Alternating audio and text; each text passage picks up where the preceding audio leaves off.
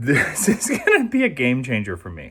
I don't know if you've noticed this, but in my YouTube feed, freezer prep is popping up everywhere. Super cubes. It feels like every few years there's this new meal prep fad that's supposed to fix dinner forever. But when it comes to plant-based eating, I think this could go one of two different ways.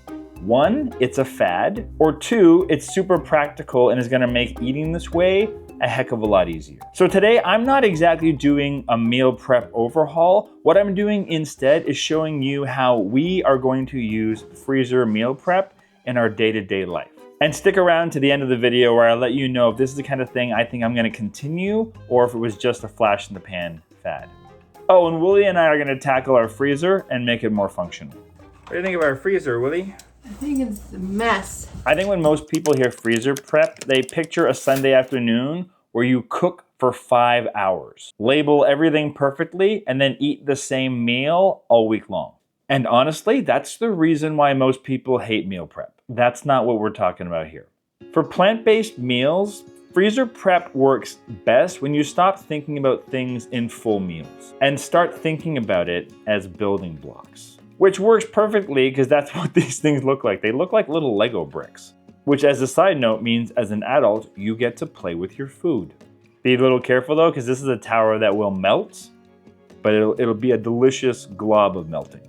What am I talking about? I'm talking about things like stews, sauces, grains, beans. Things you already make, but frozen, so future you has lots of options. And look, this isn't even about discipline. This is just about reducing the amount of choices you have to make at 6 p.m. when you're tired. And if you're the kind of family who has the same meals in rotation on a regular basis, this is gonna make your life even easier. I wanna be super clear. I didn't change what I cook to do this. I already make soups. I already cook big batches of beans and grains. What I started doing was making a little bit extra and freezing it. So if I make soup, I make a double batch. If I cook rice or bulgur or farro or quinoa, I just cook way more than we need. If I cook chickpeas, I freeze the aquafaba, and if I'm not using those chickpeas, I freeze those too. That's it. No special freezer recipes, no meal prep day. If you already cook plant-based at home, even just a few times a week, you're already halfway there. I want to talk about the tools you've been seeing on the screen here because I think this is where a lot of people think freezer prep lives or dies. I picked up this variety pack of this thing called super cubes. They come in a bunch of different shapes and sizes. These ones hold 1 cup if you fill it up all the way. There's ones like this that hold half a cup. There's ones that hold 2 cups, and there's ones that hold like 2 tablespoons worth. I got a mixed pack of all of them, just because I wanted to try out a variety of things. And here's something fun for all of you. Because I'm shameless, I actually reached out to Supercubes to see if they would send me some more that I could give away to someone in the audience. I'm gonna let you know later on in the video how you can get some of these Supercubes of your own that I'm personally gonna ship to you. And just to be clear, they are not sponsoring this video. I am just sending you these extra cubes because I paid for these ones myself and I really like them. I'm sending these because I just want to share the love. That's what I do. And the reason why I like these things is not because they're magical, but because portion size and how you store things makes a really, really big difference. And look, I'm sure there are other companies that make similar products out there, so you do you. But if you are interested in these ones, I will put links in the description down below to these, as well as these little freezer bags that I bought that are, they come in different sizes. These ones hold 1 gallon. They are freezer safe, they're recyclable, they're food grade, they're BPA free, not for microwave. I'll put a link in the description down below for those of you that live in Canada or the United States if you're interested in getting the tools that I'm using. But again, you do you, pick whatever ones you want. The big win here is flexibility. What I love about the different sizes is that I don't just have to freeze everything in like a giant mason jar and thaw it all out at once or in a giant brick. It gives me a lot of flexibility and customization. Smaller portions means I'm not thawing more than I need. And flat bags means that in the freezer, things stack as opposed to creating a freezer avalanche. you know what I'm talking about. And again, none of this is changing what I cook. It just changes what I do with it after I cook it. So this is the part that makes or breaks freezer prep. I think part of my motivation for doing all of this was that I knew that our freezer was getting a little unwieldy. And so Willie and I decided to give it a little bit of love and clean it out and reorganize it. What do you think of our freezer, Willie? I think it's a mess. We're gonna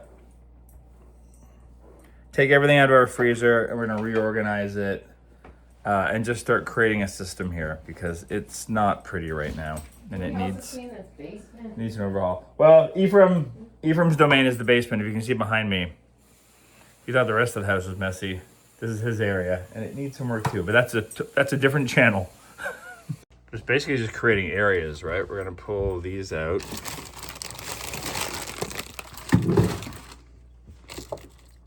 So this stuff, this is basically what we want the rest of it to look like.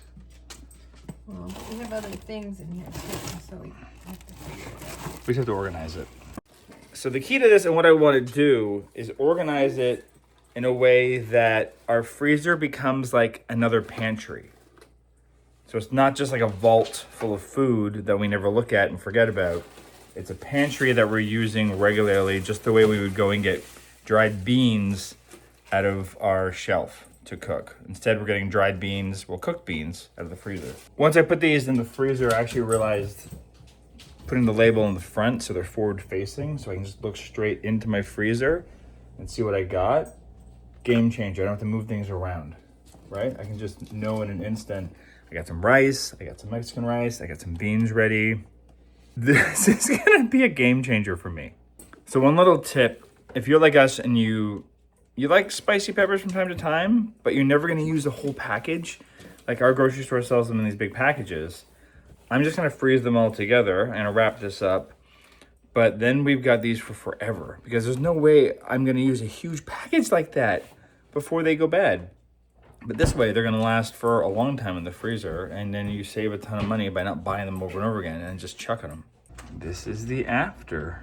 So the cube method, we're gonna keep all the cubes on the top shelf. They might add their way down lower if we get more. But essentially, we've got like pre-made stuff on top. We've got like other proteins like frozen tofu in the middle. There's a few Beyond Burgers in there for Ephraim when he needs a quick meal. Frozen bread, bagels, and then below that we have all the frozen vegetables. Those are still in the packages from the grocery store. It doesn't make sense to put those in their own bags, freezer bags. It seems like a waste of additional resources. And the very bottom is frozen fruit. Yeah, I can open this and I know where everything is. Really easy to grab stuff. And at the very, very bottom, we keep all our spices. And I realized the spice drawer looks very disorganized. I know where stuff is. I do have an alphabetical system in here, although right now, the last time I filled up the spice jars, I actually got the kids to do it, so they just threw stuff back in here. So this needs a rework, but they're all together. I have a sense of what's in there. It's all good. Let me know if you freeze your spices. I've heard mixed things on this, that it can lead to like clumping and a slightly less flavor. I always was told that it helps them last a little bit longer than just in the cupboard. But let me know in the comments down below. I'll do some more research myself. But I've been doing this for years, and my food tastes good. Maybe it could taste even more good. I don't know. Let me know. Here's the mindset shift that helped me the most. I said it already, but I'm going to repeat it here. Turn your freezer into a pantry, not a vault. That means it's meant to be used on a day-to-day basis to put things in and out of so that you know what's in there and things don't get stored away for future use that you never actually use. Because here's the thing, if something is still in there 6 months later, that means your system needs a little bit of tweaking. So let's talk about that. So look, you don't need some kind of fancy, nerdy spreadsheet for this. All I did was get a dry erase magnetic board that I could put onto my fridge. And when we make something that we're putting into the freezer, I write it down and I try to write down the portion sizes as well. This way, when it's lunchtime for me or the kids are getting ready to go to school, They can just look at the board and know that we have some tofu clam chowder in the freezer, or some of our Moroccan soup in there. Or if it means that I'm making Nacho Mountain, I can look and see if I have some of my cheese sauce in there so I don't have to whip up another batch. If you don't want to do this, another helpful thing you could probably do is use a notes app on your phone. And then just whenever you're in the freezer, just look around it for a second and take like a mental inventory of what you have and what you don't have. Later on tonight, I'm making a soup for a cookbook review that we're currently working on that requires black beans. I'm literally gonna pop those cubes out and throw them into the soup pot and then bring it up to a boil. And I'm hoping it works well. I think it's gonna be fine. Again, I'm still exploring all of this stuff myself. And do your best. Just remember that the goal isn't perfect tracking. It's just doing your best to try to remember that the food past self left for you is there. So is this a fad or a hack? Honestly, if you already enjoy cooking from time to time, this is kind of a no-brainer. If you want to be like me and just pop out a cube of rice and a cube of curry, put it in the microwave for 6 minutes, pop it back out and eat it, I mean, you're probably the kind of person that's going to enjoy this thing. If you want to make plant-based eating easier, this is probably for you.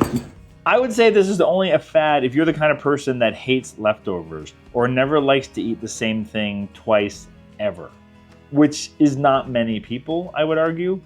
For me, what I love about this is this means that I don't have to cook dinner every night. And it means that I don't just have to rely on canned soup for a quick lunch in the middle of the week because I didn't plan ahead or because everyone else ate all the leftovers that were in the fridge. The only extra effort that is required to do this is just making bigger portions of your meals when you are cooking, which honestly takes a lot less effort than making a new meal every single night. Let me know in the comments down below if you want me to go deeper with this stuff, if you want me to talk about, the do's and don'ts, what freezes well, what doesn't, how to make more specific kind of meal blocks so you can mix and match them and create, 10-minute lunches and meals whenever you need them. Let me know.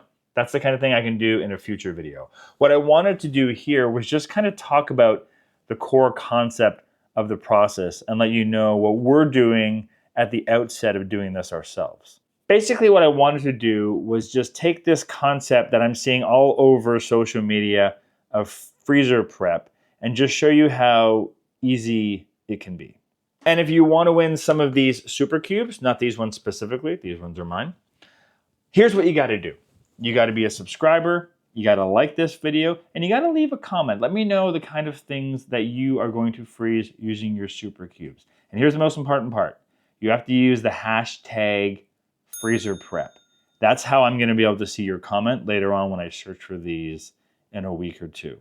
If you don't leave that hashtag, I might not see your thing. And that's on you. I'll give this a week or two from the time that I upload this video to give people time to kind of enter their draw. And then I'll probably just do it in the community posts. So keep an eye on the community posts that are on our page. If you miss it, you miss it. I will pick another name a couple days later on. That's how we're going to do it. It's not a great system, but that's my plan. Before I sign off, I'd like to give a quick hello to some of you who said hello to us in the comments down below.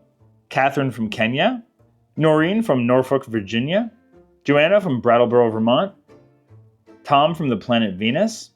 I can't believe we have a viewer on Venus. Hi! Do you guys eat plant-based there? You must, right? How would you find the channel otherwise? Monkey number 9 from Minnesota. We got aliens and monkeys watching our show. I love it. Diane from Paris, Ohio. Christy from Burton, Ohio. Elizabeth from West Hants in Nova Scotia. And Joyce from, you didn't actually say where you're from, but I know where you're from on the internet, and that is Our Mighty Network. Our Mighty Network is a group of like-minded individuals who don't yuck each other yum. We share ingredients, we share recipes, we share thoughts and opinions on the plant-based lifestyle. So if you are looking for a community of people like that, you can join us over there for the price of a crappy cup of coffee a month.